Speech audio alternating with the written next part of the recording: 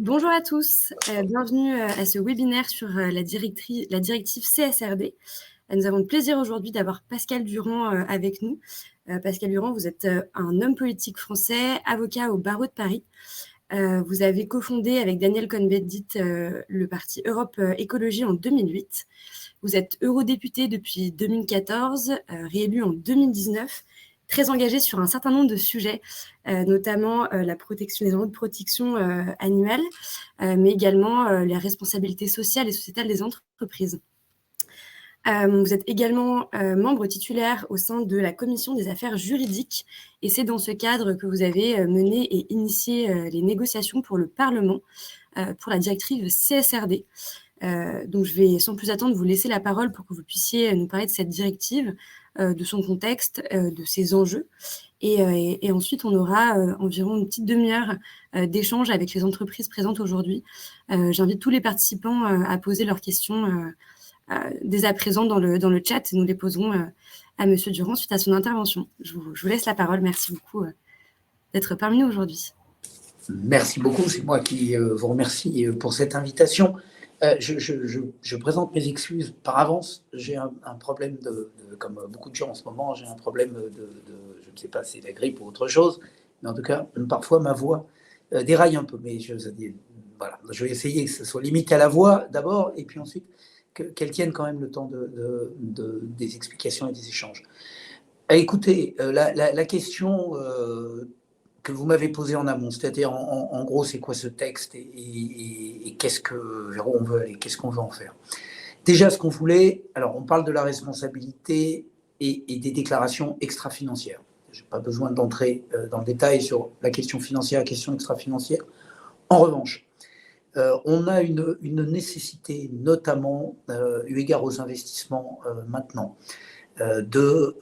d'essayer de regarder quels sont les risques qui portent sur l'entreprise. Donc là, je me place à la place de l'investisseur. Après, je parlerai évidemment du côté des dirigeants ou des tierces, des parties prenantes.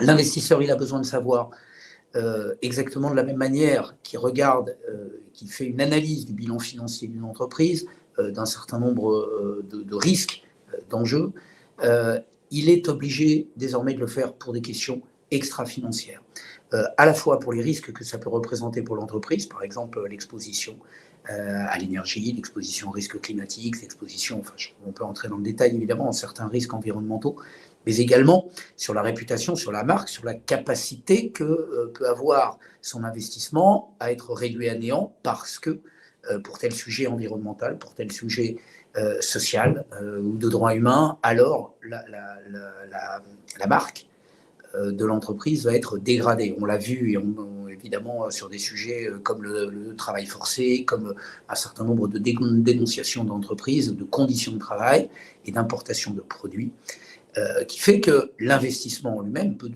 s'avérer dangereux sur ces sujets-là. Et un financier fait rarement de cadeaux sur l'argent qu'il place, et donc, évidemment, il veut avoir des renseignements. Or, la situation actuelle, avec la directive que remplace la CSRD, qui était la NFRD, qui s'appelait la NFRD, était trop, on va dire, trop arbitraire pour être utilisable. Elle était arbitraire parce que les standards n'étaient pas bons, parce que les critères n'étaient pas bons, parce qu'il n'y avait pas de sanctions, parce qu'il n'y avait pas vraiment de contrôle. Et donc, on se retrouvait face à des centaines, voire à des milliers de types de reporting différents, ça allait de tout, c'est-à-dire du mensonge absolu de certaines entreprises de mauvaise foi, rares, mais elles existent, comme les gens qui brûlent les feux rouges, ça existe, c'est pas la majorité, mais ça existe. Il faut pouvoir les sanctionner, parce que sinon ils vont continuer à les brûler, eux. Il y avait des déclarations qui étaient assez, on va dire, on embellissait la réalité.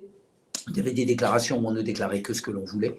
Et il y avait quelques entreprises vertueuses qui essayaient de déclarer, conformément aux demandes, tous les éléments liés aux questions sociales, environnementales, mais qui se trouvaient dans une situation finalement extrêmement délicate sur le marché, parce qu'elles étaient en concurrence avec des entreprises qui n'avaient pas les mêmes obligations, les mêmes règles. Donc déjà, la première des volontés du législateur, de la Commission, mais également du Parlement et du Conseil, c'était d'assainir le marché, c'est-à-dire de faire en sorte, comme en matière financière, que les informations extra-financières soient fiables, soient les mêmes, qu'on ait des standards partagés, communs, avec une sectorisation évidemment. On ne demande pas la même chose sur les droits humains à une entreprise qui travaille au coin de la rue et qui y reste, que par rapport à une multinationale du textile ou de l'extraction de minerais ou qui travaille dans l'énergie.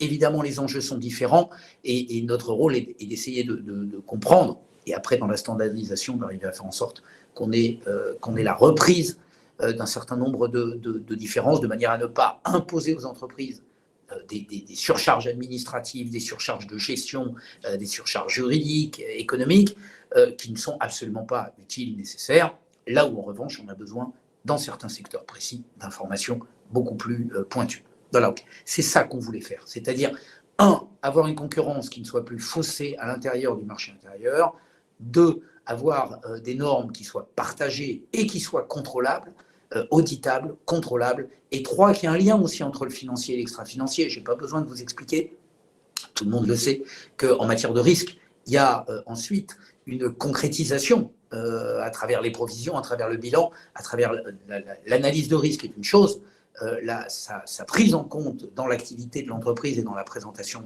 de ses comptes et dans son activité économique, évidemment, en est une autre. Mais encore faut-il avoir des données fiables, encore faut-il que les établissements financiers, les investisseurs puissent lire correctement. Ils retraiteront, évidemment, comme ils retraitent les bilans, mais ils le font sur une base en partant du principe que les bilans sont sincères.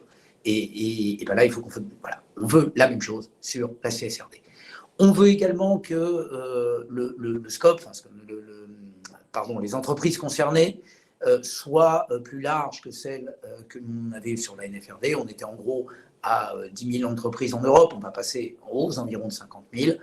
On est, si je dois aller à la SERP, après on peut rentrer dans le détail, mais à la SERP, on va aller à terme pour toutes les entreprises de plus de 250 salariés et toutes les entreprises cotées, y compris les PME, avec un échelonnement jusqu'en 2028 à minima, notamment pour les PME cotées, avec d'abord, dans un premier temps, les entreprises qui sont déjà soumises à la NFRD, ça c'est la période 2024. Enfin bon, on peut en revenir dans le détail, hein, mais globalement, d'ici 2028, toutes les entreprises au-delà de 250 et la très grande majorité des entreprises cotées, y compris les PME, rentreront dans le champ d'application de ce déclaratif. Je rappelle que ça n'est que du déclaratif. Ce ne sont pas des obligations de faire, ce sont des obligations de dire et des obligations de mettre en place un certain nombre d'engagements sur des plans de transition autres. On ne parle pas là du devoir de vigilance sur le fait qu'on soit sanctionné, par exemple, pour ne pas avoir suivi des engagements que l'on avait souscrits. Là, il s'agit simplement, comme dans un bilan, de déclarer son activité et concernant les activités extra-financières. Voilà. Donc, ça, c'est sur la part, sur la part de qui va être concerné. Sur les standards, on peut entrer bien sûr après dans le détail, mais donc 3 grands chapitres, les questions environnementales, les questions de droits humains et les questions de droit social et de gouvernance. Ça, c'est les 3 grands chapitres. Sur la question climatique, sous déclaratif, c'est-à-dire qu'il y a toute la taxonomie verte.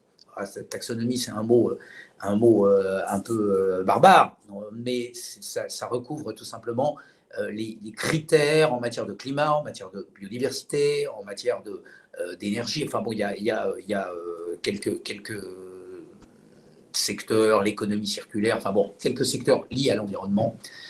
Ça, c'est ce qu'on appelle la taxonomie verte, et donc il y aura des obligations déclaratives là-dessus. Il y aura également des obligations donc déclaratives. Quand je dis il y aura des obligations déclaratives, c'est qu'à ce stade, toutes les normes et tous les standards ne sont pas déclinés, puisqu'on va avoir le premier paquet global de standards, ce pour l'ensemble des entreprises, doit arriver d'ici quelques semaines. Hein. On est en novembre 2022 pour le premier paquet. Mais ensuite, il y en aura d'autres, notamment sur les secteurs spécifiques. Donc on n'a pas tous les standards. Donc je vais pas entrer dans un détail que je ne connais pas. Je sais que c'est évidemment très important, mais les standards, et j'allais dire Dieu merci, en tout cas heureusement, ne relèvent pas du Parlement, ne relèvent pas ni même de la Commission ni du Conseil. On les validera s'il y a des difficultés, bien sûr, mais ça relève d'un organisme qui s'appelle l'EFRAG, dans lequel notamment les auditeurs, les commissaires aux comptes, mais dans l'ensemble de l'Europe, les entreprises, les grandes entreprises comme les PME et comme certaines ONG et les syndicats sont présents. Voilà. Donc ce sont des experts du monde de l'entreprise, de ce que j'appelle le monde réel. C'est ce monde-là qui s'auto-norme. Donc, et je répète, ce n'est pas au législateur de définir ces standards-là. On doit les contrôler, on a fixé des enjeux, évidemment, et des lignes, mais c'est l'EFRAG qui fait le travail et je m'en réjouis. En plus, c'est très important que ce soit l'EFRAG parce que c'est un organisme européen indépendant financé pour l'essentiel par des fonds publics européens, par la Commission, par le budget européen, ce qui lui donne une capacité d'abord d'objectivité et surtout une capacité de coller à la vision européenne, qui n'est pas nécessairement celle des États-Unis ou celle des Chinois, notamment. Ça lui permet donc de normer. Ça ne veut pas dire que les normes européennes doivent être isolées du reste du monde. Ça veut simplement dire que l'Europe pose ces normes, réfléchit, travaille dessus en disant voilà ce qui pour nous est important en termes de matérialité, de risque ou d'enjeux par rapport à ce que nous risquons de faire par nos activités. Et ensuite, on discutera bien sûr sur des sujets comme le climat. On doit avoir des normes qui à terme deviennent des normes mondiales. Et donc, on va discuter avec l'ISSB qui, lui, travaille de son côté pour les États-Unis, pour une partie, on va dire, des entreprises américaines. Donc voilà, tout ça doit se faire en bonne intelligence. Mais d'abord et avant tout, il faut que l'Europe pose sur la table, en parallèle de ce que va faire l'ISSB, que l'on pose, nous, notre vision des standards et des normes sur la durabilité. Voilà. Que vous dire d'autre? J'ai l'impression d'avoir été très long. On va essayer d'avoir aussi, et ça c'est très très important, la même rigueur dans l'audit et dans le contrôle en matière extra-financière. Parce que là, pardonnez-moi d'être un peu trivial, mais parfois c'était un peu la foire à la saucisse. C'est-à-dire qu'on avait des agences de notation d'un côté qui étaient reconnues, pas d'autres. Il n'y avait pas vraiment d'harmonie possible entre un monde qui n'avait pas les mêmes rigueurs, les mêmes critères d'indépendance et les mêmes enjeux aussi de nom et de signature. On sait par exemple que les Big Four engagent à travers la certification, pas que les Big Four, les commissaires aux comptes, mais bon, on parle des Big Four parce qu'ils ont quand même plus de 80% du marché, donc on n'est pas naïf, hein, c'est aussi une réalité. Et ben, il faut qu'ils engagent leur nom et leur signature de la même manière sur l'extra-financier, et c'est pour ça qu'il faut certifier de la même manière l'extra-financier et faire avancer également l'audit sur cette question. Voilà, je crois avoir, j'espère que je n'ai pas été trop long dans ma présentation. Non, je vois que c'est 12 minutes, on m'en a donné 15, donc ça va. Je suis naturellement prêt après à entrer dans plus de détails, mais je crois avoir balayé les grands principes de la CSRD. Si je reprends un tout petit peu vos propos, on est donc sur une norme donc au niveau européen extra-financière. Donc les entreprises de plus de 250 salariés à terme vont devoir publier des informations extra-financières. Est-ce que vous pouvez nous dire, est-ce que ça a déjà été statué? Où est-ce que cette publication sera faite pour les entreprises? Où est-ce qu'elles vont donner ces informations? Est-ce que c'est dans leur bilan financier? Est-ce que c'est ailleurs? Oui, il y a un seul rapport. À la fin, vous avez évidemment raison de poser cette question, pardon de ne l'avoir pas évoquée. Il y aura, c'est pour ça que je parlais tout à l'heure de l'audit et du lien avec l'audit. Évidemment, il y aura un seul rapport à la fin, et ce sera le rapport qui sera certifié, qui sera apporté au board et qui sera publié. Il sera publié, et on est en train d'essayer de mettre ça en place sur une plateforme européenne, une plateforme unique, puisqu'on va avoir les mêmes standards, les mêmes normes. On est en train d'essayer de mettre en place une normalisation aussi de la déclaration qui permettra là aussi de gagner énormément de temps, parce que j'ai parlé des investisseurs, mais il n'y a pas que les investisseurs, il n'y a pas que les banques, il n'y a pas que les financiers, il y a aussi les actionnaires qui peuvent évidemment avoir besoin des informations qui ne sont pas nécessairement au board.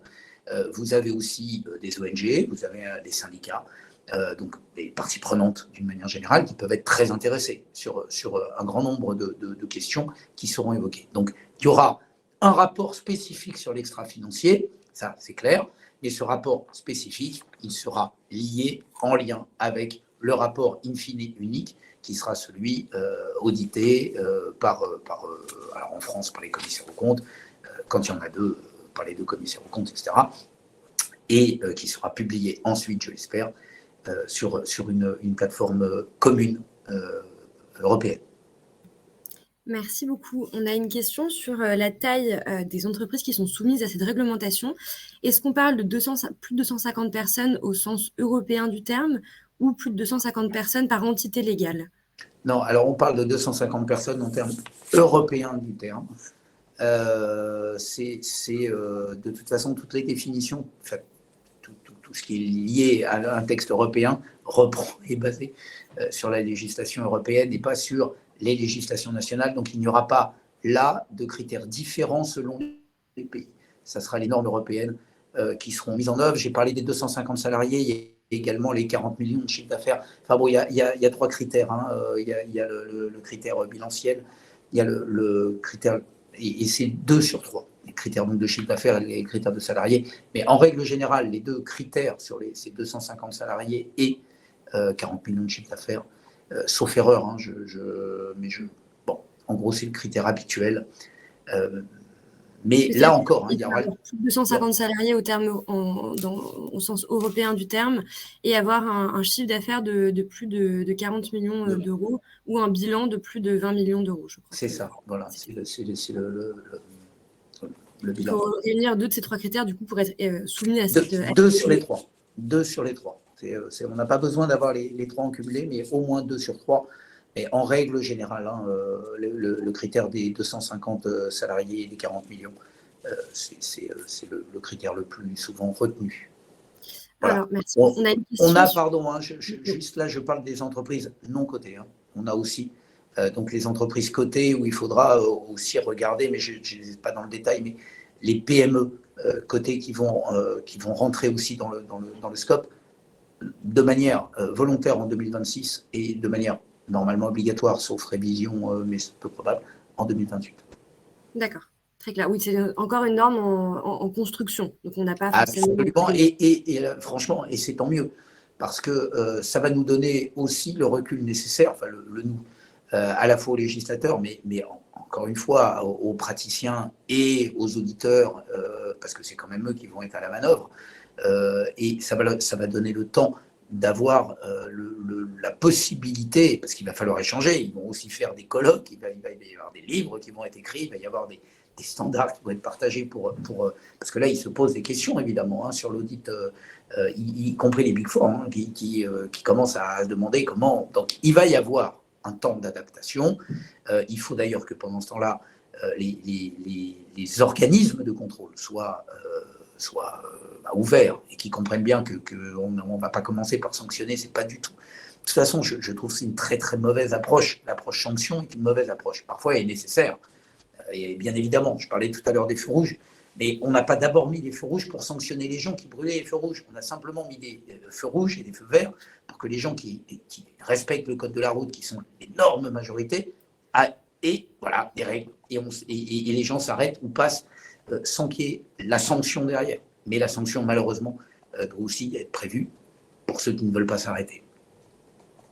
Merci beaucoup. On a une question sur le calendrier de mise en place de la norme, je pense. Est-ce que vous pourriez revenir rapidement sur les prochaines étapes, sur le commencement de la norme? Oui, je peux. C'est-à-dire que je l'ai dit tout à l'heure, mais peut-être trop rapidement. On va avoir le premier patch, premier groupe, première série de normes, de standards en novembre 2022. Donc là, ça devrait tomber. Une fois que ces standards seront connus, validés, donc très rapidement, ils vont être mis en œuvre. Et ils devront être mis en œuvre dès 2024. On devrait avoir une publication en janvier 2023, normalement, hein, de la CSRD, sur la base de ces critères-là. Donc, janvier 2023, publication au journal officiel, obligation, normalement, de publier et de déclarer pour les plus grandes entreprises, celles qui sont déjà soumises au scope NFRD, en 2024, ce qui veut dire qu'on va le retrouver dans le bilan 2025, puisque c'est 2024 qui va être la première année dans laquelle il va falloir faire du déclaratif. Je n'ai pas besoin d'expliquer aux praticiens et à tous ceux qui vivent dans la vraie vie que les bilans 2024, ils sont publiés en 2025 et arrêtés entre avril et juin, sauf phénomène particulier où on a des comptes décalés. Sinon, ça sera arrêté entre avril et juin 2025. Ça, c'est pour les grandes entreprises, les très grandes entreprises, celles qui sont déjà soumises à la NFRD.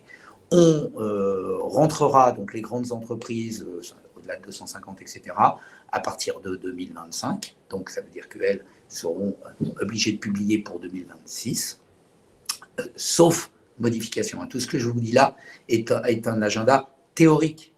Si tout le monde considère que c'est impossible, ou si on s'aperçoit que, ou s'il y a une nouvelle crise, c'est ce que évidemment je ne souhaite pas, tout ça pourra glisser. Enfin, donc en l'état, les entreprises non grandes et non actuellement soumises à la NFRD, c'est 2026. Pour les PME cotées, ça démarrera également en 2026, mais uniquement de manière volontaire, c'est-à-dire, enfin, on peut le dire dans l'autre sens, c'est-à-dire celles qui ne veulent pas s'y soumettre pourront ne pas s'y soumettre parce qu'elles considéreront qu'elles ne sont pas prêtes ou qu'elles n'ont pas encore les outils. Et là, ça arrivera en 2028. Donc 2028 mise en œuvre, donc première déclaration sauf erreur de ma part, et si j'ai 2029, une fois qu'on aura les comptes arrêtés en 2028. Voilà, c'est en gros les dates qui vont intervenir avec peut-être quelques spécificités que je ne connais pas encore parce que nous attendons des standards spécifiques. Après donc la première série, il y aura en 2023 des standards spécifiques pour un certain nombre de secteurs à risque différent, on va dire. Et donc, dans ces secteurs plus à risque sur les questions notamment environnementales, climatiques, il y aura donc une obligation de déclaration, mais encore faut-il que ces standards spécifiques, encore faut-il que ces standards spécifiques, évidemment, existent et soient validés. Voilà.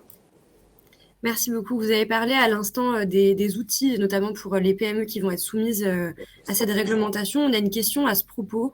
En effet, la mise en place de cette norme, notamment pour les PME, va nécessiter d'implémenter des nouveaux outils, d'aller chercher des données en interne, de suivre des indicateurs. Comment elles peuvent s'y prendre dès maintenant pour essayer de se préparer? Est-ce qu'il y a un rôle particulier à jouer de la part des experts comptables? Est-ce que vous avez des grands conseils à donner pour ces entreprises pour se préparer à cette directive? Alors, des grands conseils, c'est difficile de donner des grands conseils à des spécialistes d'un secteur. C'est-à-dire que moi, je le vois, c'est vrai que je pourrais prendre ma casquette avocat, mais enfin, j'exerce plus depuis maintenant quelques années. Mais non, déjà, ce que je peux dire, c'est qu'on a pris en compte, en amont de notre travail législatif, on a pris en compte la spécificité des PME et tous les États, et on l'avait demandé d'ailleurs, à ce qu'il y ait des aides vraiment dédiées, spécifiques aux PME, pour qu'elles puissent s'intégrer dans ce schéma. Mais je ne dis pas, il ne faut pas mentir, il faut pas, je ne dis pas que ça ne va pas être administrativement un peu plus lourd. D'un autre côté, il faut aussi le voir comme étant une capacité, une chance pour les entreprises, notamment pour les PME aussi, à la fois de mieux se connaître, de mieux connaître leur secteur et de mieux apprécier, d'appréhender des risques. Donc on va avoir effectivement, c'est une forme de contrôle technique. Je parlais tout à l'heure des feux rouges, on peut aller aussi sur la voiture. C'est quelque chose qui va aussi permettre d'avoir des indicateurs et de pouvoir comparer par rapport aussi à la concurrence de manière beaucoup plus transparente. J'en profite en ce qui concerne la concurrence parce que j'ai oublié tout à l'heure, j'ai omis de parler de l'extraterritorialité que nous essayons également de mettre en œuvre. Et ça, c'est vraiment le Parlement qui s'est battu là-dessus parce que ni la Commission ni le Conseil au départ n'y étaient ouverts. On veut faire en sorte que les entreprises européennes ne soient pas concurrencées de manière déloyale sur notre marché intérieur par des entreprises qui viennent de l'extérieur. Ça serait trop facile de demander à nos entreprises comme on le fait sur certains sujets, c'est une grande question pour l'agriculture notamment, où on met des normes extrêmement, et on a raison de les mettre, des normes environnementales extrêmement fortes. Mais si vous faites ça, alors il faut protéger vos agriculteurs et vos éleveurs, parce que si vous importez à n'en plus finir des produits agricoles qui ne sont pas soumis aux mêmes contraintes, évidemment, vous, involontairement, mais de fait, vous tuez votre marché et vous tuez ceux qui essayent d'être vertueux. Donc là, c'est la même chose. Donc, on va faire en sorte aussi de protéger, et on a demandé à ce que le marché intérieur soit protégé, et qu'il y ait une obligation déclarative aussi pour les intervenants, notamment sur le textile. Enfin, ce serait incroyable qu'une entreprise européenne ne puisse plus importer tel produit, mais que tel produit puisse arriver tranquillement par une plateforme chinoise quelconque, ou pas quelconque, parce qu'ils en ont des très puissantes maintenant. Non, voilà. Donc on va aussi essayer, alors c'est compliqué, hein, et la Commission a tout fait pour que ça n'arrive pas, parce qu'elle considère que c'est trop compliqué. Et puis par ailleurs, il y a des gens qui ont encore la naïveté de croire qu'on est dans un monde merveilleux et un monde parfait, et que finalement le marché va tout seul réguler la concurrence entre les voyous et je crois, alors ça devient de plus en plus minoritaire comme vue, mais je crois qu'il faut maintenant on est à un stade où nous avons aussi la nécessité de légiférer sur la protection du marché intérieur. Merci beaucoup. En règle générale, sur ces normes européennes qui peuvent être un peu contraignantes, on avait une question sur le lien entre la CSRD et la taxonomie dont vous avez parlé au début de votre intervention. Est-ce qu'on peut s'attendre à ce qu'il y ait à peu près les mêmes normes? Est-ce qu'on peut s'attendre à ce que le reporting aille sur à peu près les mêmes zones d'impact, les mêmes indicateurs? Est-ce qu'il y a un travail qui est fait pour essayer de faire se croiser ces deux normes? C'est clair, c'est même carrément dedans. C'est-à-dire que les normes de la taxonomie verte seront, alors évidemment, il ne va pas y avoir un double reporting, hein, il ne va pas y avoir le reporting taxonomie et le reporting climat, biodiversité, séparés, qui sortiraient du génie du cerveau des frags. Non. Il y aura un seul plot, et dedans, la taxonomie portera les questions vertes autour de l'environnement. Voilà. Il y a des questions, il y avait des champs qui n'étaient pas traités par la taxonomie verte, notamment la question énergétique. Il a donc fallu compenser. Il ne faut pas qu'il y ait de trous dans la raquette, selon la formule. Donc on a essayé de très bien mailler, mais il n'y aura qu'un seul type de déclaration. Et je vais même aller plus loin. Moi, je me bats pour qu'il y ait aussi un seul type de déclaration par rapport aux législations à venir, notamment sur le devoir de vigilance. Et j'espère que les plans de transition qui vont être déclarés là, je parlais tout à l'heure de l'obligation de dire et non pas de l'obligation de faire, mais que dans le cadre de l'obligation de faire, on puisse se référer à l'obligation de dire et qu'il n'y ait pas encore des déclarations complémentaires sur des sujets complémentaires qui viendraient concurrencer, j'allais dire, le devoir de vigilance avec la CSRD. Donc il y a une sorte de logique globale. La logique globale, c'est la taxonomie, le Green Deal, les déclaratifs dans le cadre de la CSRD et ensuite, pour un certain nombre d'entreprises et dans certains secteurs particuliers, les obligations du devoir de vigilance. C'est très clair, merci beaucoup. On a une question qui demande si la plateforme Impact a vocation à préparer le terrain de la plateforme européenne dont on parlait tout à l'heure, celle où on devrait publier du coup ce reporting. Est-ce que c'est le cas ou est-ce que c'est quelque chose de différent? Je ne suis pas la bonne personne pour répondre à cette question-là. Je pourrais le rêver. C'est-à-dire, je pourrais rêver qu'on ait des déclinaisons d'une plateforme européenne ou que la plateforme européenne soit elle-même la reprise à ce stade, je n'en ai aucune idée. Donc, je ne peux pas répondre à ça. Je crains que malheureusement, ça ne soit pas le cas. Mais bon, voilà. L'Europe là-dessus est toujours un peu compliquée. Elle est surtout très susceptible, quand elle arrive à créer sa propre autonomie, elle est très susceptible des souverainetés ou des travaux qui ont pu être faits dans un certain nombre de pays. Mais bon. Très bien. Merci beaucoup. On a une autre question. Est-ce que les directives sur les actions de décarbonation, notamment le Scope 3, sont inclus dans ce rapport? Oui, bien sûr. Bien sûr. Et notre grand débat, et ça rassurera, s'il y a une question sur le Scope 3, ça veut dire qu'on est en face de personnes qui connaissent la question. Donc, elle sera rassurée également, cette personne, pour savoir que nous menons en parallèle la discussion sur le Scope 3 avec Emmanuel Faber et avec l'ISSB, c'est-à-dire donc les normes qui sont en train d'être développées par la Fondation IFRS Qualité. Donc, de manière, puisqu'il va y avoir effectivement des champs qui vont se recouper, notamment donc sur ce Scope 3, question climatique, on n'a pas du tout, pour le moment, de lien avec l'ISSB sur les questions de droits humains, sur les questions sociales, etc., qui sont hors champ et hors mandat d'Emmanuel Faber. En revanche, sur le Scope 3, sur les enjeux climatiques, on essaye de faire en sorte d'arriver vers des normes communes. C'est très clair, merci beaucoup. On a une question sur les seuils d'éligibilité, si je puis dire, à la norme. Avec l'inflation et l'augmentation des coûts des matières premières et de l'énergie, est-ce que le seuil de 40 millions de chiffre d'affaires ne devrait-il pas être revu à la hausse? Est-ce que c'est quelque chose qui peut être potentiellement prévu dans les discussions à venir sur cette norme, ou est-ce que c'est quelque chose qui a été d'ores et déjà statué et qui restera comme qu'il est? Non, ça n'a pas été prévu et c'est pas dans l'objet. On serait out of the scope, comme diraient nos amis. Nous, on tient compte. Il peut y avoir un changement de législation, bien entendu, européenne et des textes qui modifient les conditions. Mais ça n'est pas prévu, en tout cas, dans cette directive-là. Et c'est pas là qu'on le retravaillera. En revanche, au moment où il va y avoir la révision de la directive, il peut y avoir, bien sûr, un débat sur faut-il modifier ou pas le champ d'application. Mais c'est pas là qu'on reverra les définitions, par exemple, de ce qu'est une PME, parce que c'est pas cet endroit-là.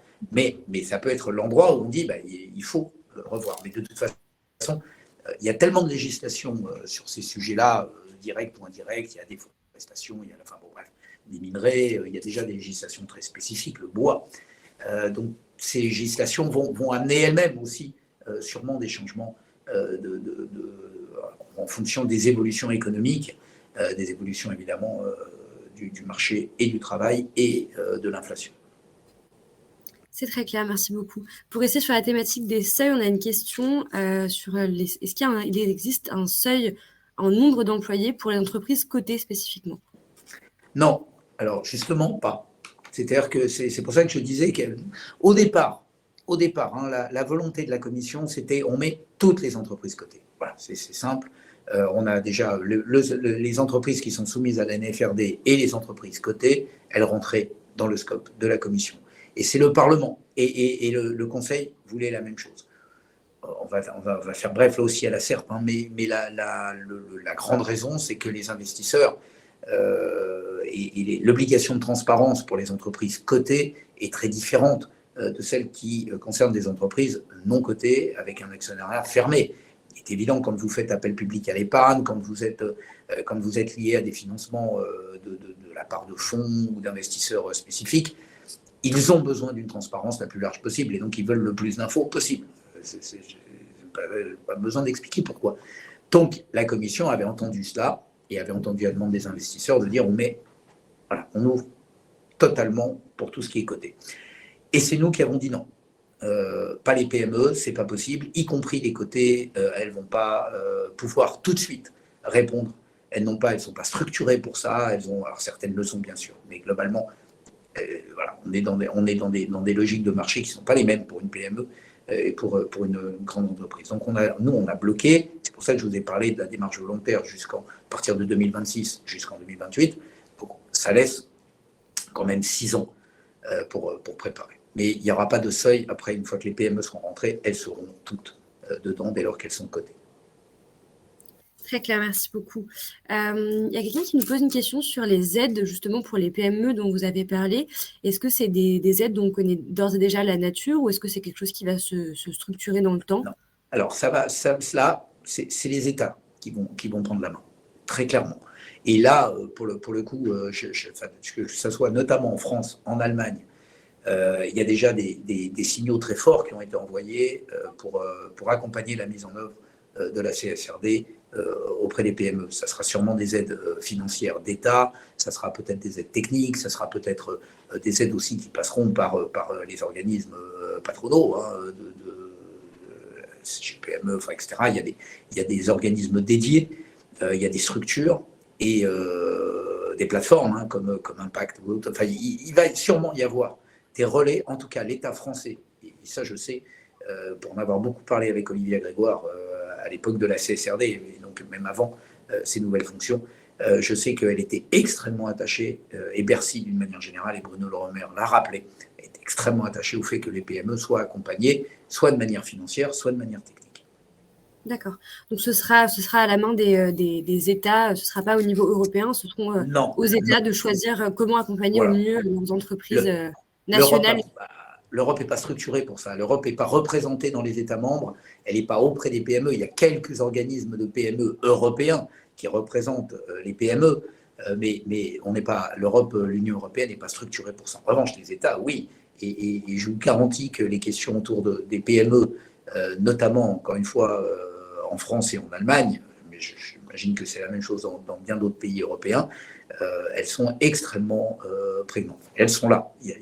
Je ne pense pas, en tout cas dans les grands pays de l'Union, je ne pense pas qu'il y ait de problème pour accompagner les PME, du moins je l'espère, et nous on fera tout pour y veiller en tout cas.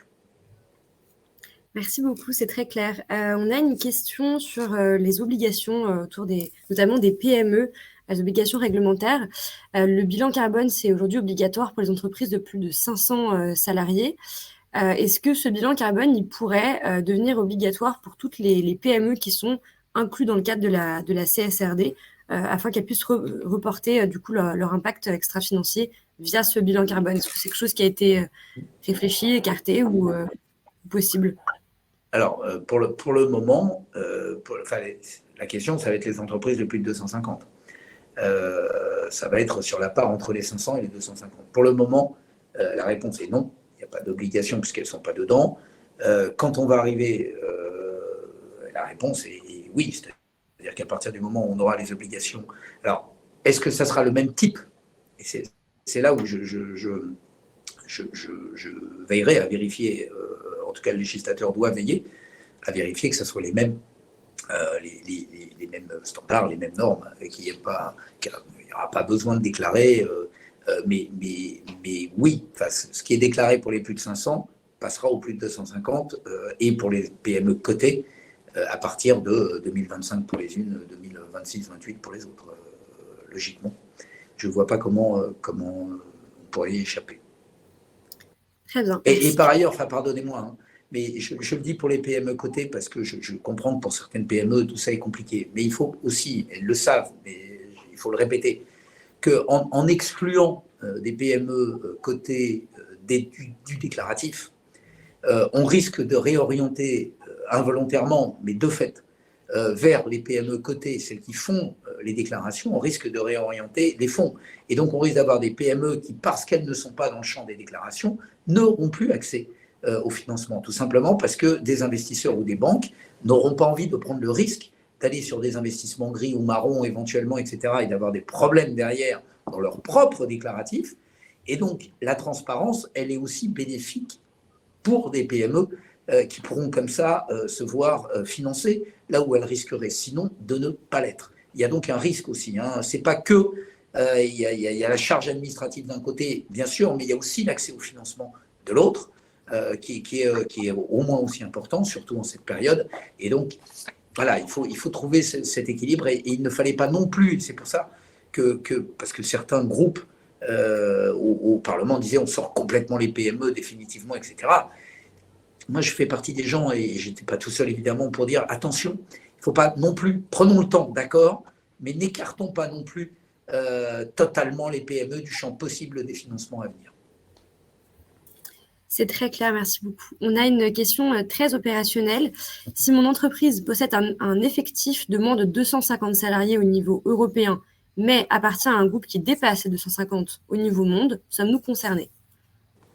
Alors, attendez, redonnez-moi, elle dépasse les 250. J'imagine que c'est une entreprise française qui a un effectif de moins de 250 salariés au niveau européen, mais plus de 250 salariés au niveau monde. Est-ce que l'entreprise est soumise à la réglementation CSRD?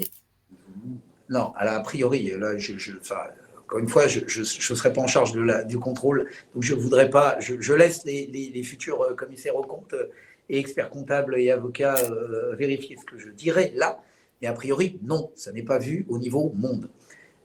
Donc, au niveau monde, c'est une autre approche qui est celle des fameux 150 millions dont je parlais tout à l'heure.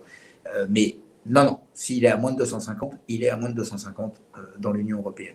Enfin, qu'il n'en profite pas pour externaliser 50 salariés qui n'auraient rien à faire dans un autre... je le dis quand même, je le dis en plaisantant, mais bon, il faut évidemment faire en sorte de ne pas contourner les législations, mais au contraire de les rendre plus efficaces. À ce propos, est-ce qu'il y a des discussions. Est-ce que, à votre avis, ce serait possible de tendre à une homogénéisation de ces standards encore plus importante qu'au niveau européen, ou peut-être au niveau mondial, peut-être avec d'autres grandes puissances? Est-ce que c'est des choses qui sont... Bien sûr. Ben, je crois que je l'ai dit tout à l'heure quand j'ai cité Emmanuel Faber et l'ISSB, évidemment, des normes dans un monde, enfin là aussi c'est tarte à la crème, j'enfonce des portes ouvertes, mais dans un monde global, vous ne pouvez pas raisonner uniquement dans votre jardin et puis faire comme si le reste n'existait pas. Moi, je n'oppose pas l'un à l'autre. Je dis, je suis pour une souveraineté européenne, mais au sens positif du terme, c'est-à-dire notre vision de la question environnementale, de la question sociale, de la question juridique, économique. On a une tradition de droit qui n'est pas la même que celle de nos amis chinois, indiens, voire même américains. J'entends et je respecte toutes les différences culturelles. Et je suis pour un développement du commerce et des activités, des échanges. C'est évidemment une grande force de l'humanité de pouvoir échanger, et je n'ai pas de problème avec ça. Mais pas nécessairement pour me mettre et de m'aligner systématiquement sur les normes des autres. C'est-à-dire que ça a été fait, ça a un nom, ça s'appelle l'impérialisme, ça s'appelle le colonialisme, il y a plein de noms. Vous venez et vous dites aux autres, ben voilà, maintenant vous allez faire ça. J'ai connu comme avocat l'arrivée de l'IFRS, je ne dirais pas que c'était du colonialisme, mais de l'impérialisme sans aucun doute. C'est-à-dire qu'en gros, les Américains sont arrivés en disant, voilà, maintenant c'est comme ça que ça va se passer, parce que nous avons eu nos propres problèmes aux États-Unis, et donc, ok, et on s'y est tous mis, on l'a tous fait, et avec plus ou moins de bonheur et d'efficacité. Là, maintenant, sur l'extra-financier, je pense que l'Europe a beaucoup à dire et beaucoup à apporter au reste du monde. On a des équilibres entre les questions sociales, environnementales et de droits humains que n'ont pas nécessairement tous les autres pays. À nous de les poser sur la table, mais je répète, à nous aussi de le faire avec en tête le fait de ne pas nous isoler et le fait de discuter et de défendre nos normes, mais dans une vision internationale. Il y a des organismes internationaux, il y a l'OCDE évidemment qui a travaillé, mais là, vraiment, le premier des travaux, ou de nos travaux, c'est avec l'ISSB, et on a la chance d'avoir Emmanuel Faber à la tête. C'est un Français, il a la culture de l'entreprise française évidemment, mais mondiale en même temps, puisque Danone était un groupe mondial. Donc, on a cette chance. Donc, mais soyons clairs, le mandat d'Emmanuel Faber ne concerne que les questions autour du climat. Ça ne veut pas dire que lui n'a pas envie aussi à terme de travailler sur la biodiversité, sur les droits, mais il n'en a pas le mandat pour le moment. Mais au moins sur le climat, au moins sur le scope 3, il faut qu'on arrive à converger sur nos normes. C'est très clair. On va prendre une dernière question, si ça vous convient. On a quelqu'un qui nous demande si la mesure de la performance sera à l'appréciation des entreprises ou devra répondre à des critères précis. Est-ce que ce sont ces fameux critères qui vont être bientôt construits dans les semaines à venir, dont on attend le premier package ce mois-ci? Alors, ça sera normalement à l'appréciation de l'entreprise, avec la possibilité d'expliquer. C'est-à-dire, en gros, il y aura une liberté extrêmement forte qui sera laissée aux entreprises pour justifier ce qu'elles considèrent comme étant matériel ou pourquoi elles considèrent que ça n'est pas matériel dans sa propre vie d'entreprise, évidemment. Et donc, à l'exception, évidemment, de quelques points qui seront là définis dans les standards qui seront impératifs et sur lesquels il n'y aura pas de liberté d'appréciation pour l'entreprise, elle devra clairement déclarer. Mais pour le reste, il y aura évidemment une marge de manœuvre et d'appréciation. Et là aussi, heureusement. Très bien. On avait une dernière question qui vient d'être posée sur des entreprises qui seraient à la fois au sein de l'Union européenne et hors de l'Union européenne. Comment est-ce que ces entreprises peuvent mettre en place cette directive? Est-ce que du coup, c'est la partie qui est dans l'Union européenne qui est soumise à cette réglementation et la partie hors UE qui ne l'est pas? C'est une bonne question. Alors, tout dépend si elle rentre aussi dans le champ ou pas des 150 millions dont je parlais tout à l'heure, parce que si elle rentre dans le champ des 150 millions, elle aura à mettre les normes, le déclaratif, avec quand même quelque chose qui est important, c'est que le déclaratif pour les entreprises hors Union européenne, pour ne pas porter atteinte à la concurrence aussi hors européenne, elles seront limitées. C'est-à-dire que, par exemple, quand je parlais des questions climatiques, je ne vois pas comment on peut imposer demain à des entreprises non européennes de faire du déclaratif sur des sujets qui ne sont pas traités dans leur pays, qui ne sont pas traités dans des normes internationales, américaines ou chinoises. Donc, parce que les Chinois aussi vont rentrer dans ces normes-là, parce que ça fait partie du commerce mondial. Ce qui pose après le problème du contrôle, mais ça c'est un autre sujet, il faut commencer. Chaque chose les unes après les autres, il faut déjà avoir les déclarations, et puis après on verra comment on peut les contrôler. Mais donc, pour l'entreprise européenne, si elle dépasse les seuils, elle fera ses déclarations en tant qu'européenne. Si elle ne dépasse pas les seuils internationaux, elle restera uniquement sur son champ européen, ce qui ne l'empêche pas au niveau consolidé, si elle a envie de le faire. Et je pense qu'elle aura même nécessité de le faire, parce que ça participe évidemment de son activité, y compris en Europe, si le siège, si la holding se retrouve en Europe, il y aura du déclaratif à faire sur les activités monde. Et a fortiori si on est dans le devoir de vigilance, parce qu'on sait très bien sur le devoir de vigilance que ça va être l'ensemble de la chaîne de valeur ou économique qui va être dedans. Mais enfin, on sait très bien. Le texte n'est pas encore adopté, mais enfin, on va vers cela, on va dire. Donc, s'il est en dessous du seuil, il fera le déclaratif qu'il a à faire au niveau européen et ça sera tout. Si en revanche, il est au-delà du seuil, il fera le déclaratif international pour la question internationale. S'il est en deçà, il fera ses déclarations au niveau européen. Merci beaucoup, Pascal Durand, d'avoir été parmi nous aujourd'hui, d'avoir répondu à toutes ces questions et nous avoir donné autant d'éclaircissements. Je suis certaine que c'était très utile pour toutes les entreprises présentes aujourd'hui. Il y aura un replay du coup de ce webinaire qu'on publiera très rapidement et on prépare aussi une fiche récapitulative sur cette réglementation pour la transmettre à toutes les entreprises qui souhaiteraient avoir les grands pans de la réglementation sous les yeux rapidement. Merci infiniment. Sachant qu'en plus, on aura bientôt les standards qui seront publiés, donc on aura en plus là, on pourra être encore plus concret. Merci infiniment à tous et excellente journée. Merci encore Pascal Durand. Merci. Et bonne journée à tous. 60 personnes.